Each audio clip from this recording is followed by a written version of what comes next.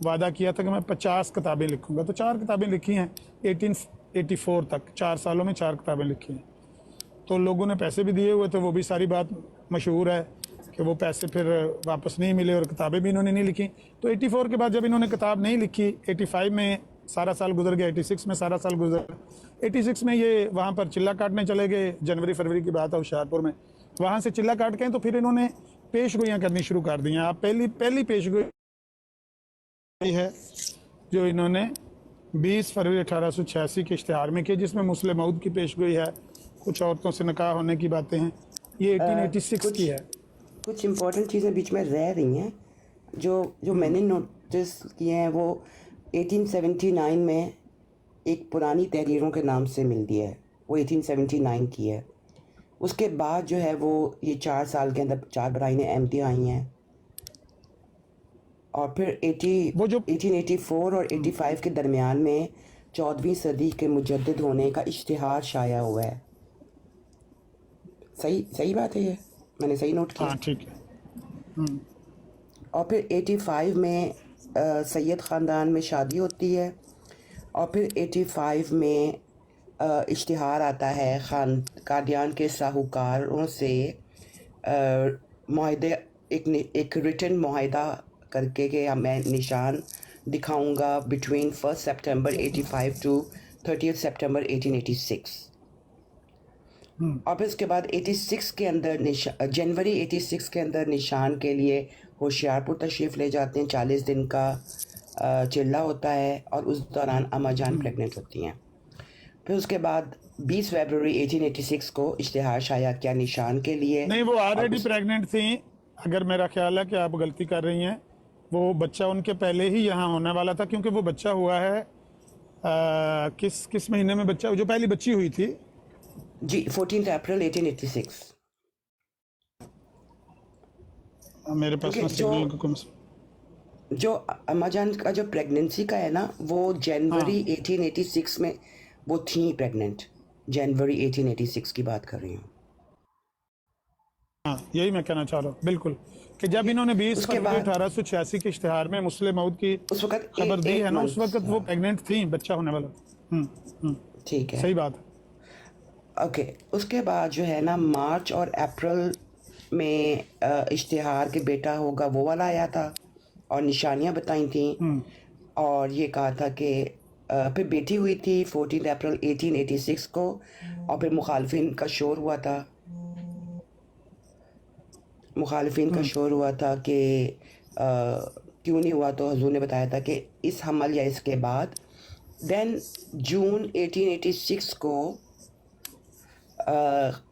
جو خط ایک لکھا گیا تھا خلیفہ اول کو کہ میرا موعود بیٹا ہوگا، اور وہ یہ میں نے خود نہیں پڑھا، صرف نوٹس لیے ہیں کہ وہ دوسرے نکاح سے ہو سکتا ہے، کچھ اس طرح کا کوئی خط گیا ہے جون 1886 میں. دین 1887 کے اندر اگلے سال بیٹا پیدا ہوا جس کا نام بشیر رکھا گیا. اگست 1887.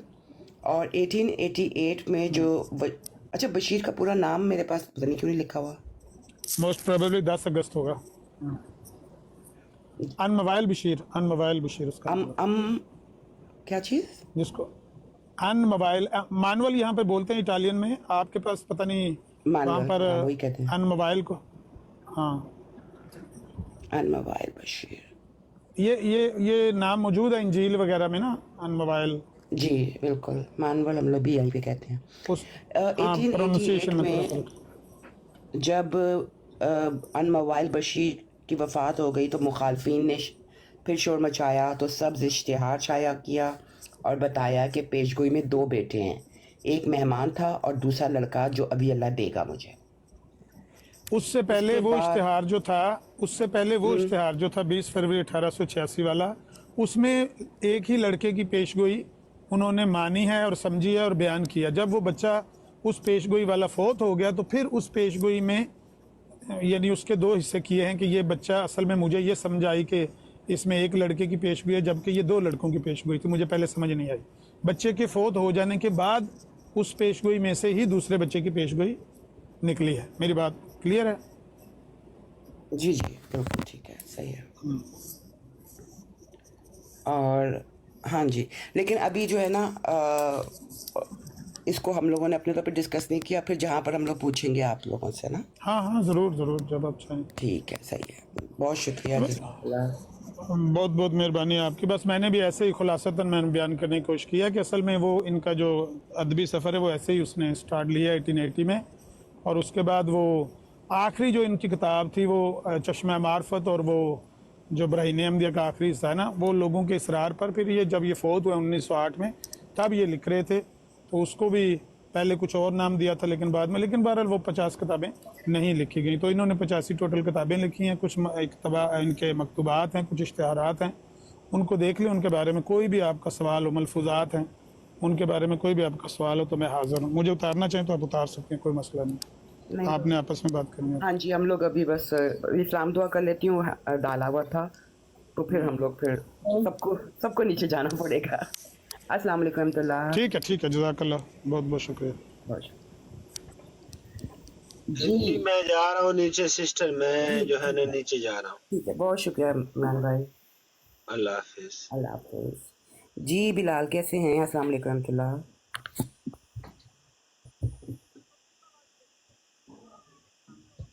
اچھا، بلال لگتا ہے بزی ہیں. اور ہمارے پاس اینجل اور سروا آئی ہوئی ہیں. السلام علیکم. ہلو، السلام علیکم، کیسی ہیں آپ؟ میں ٹھیک ہوں. ہاؤ آر یو بچہ؟ الحمد للہ، میں نے کافی عرصے کے بعد آپ کو دیکھا.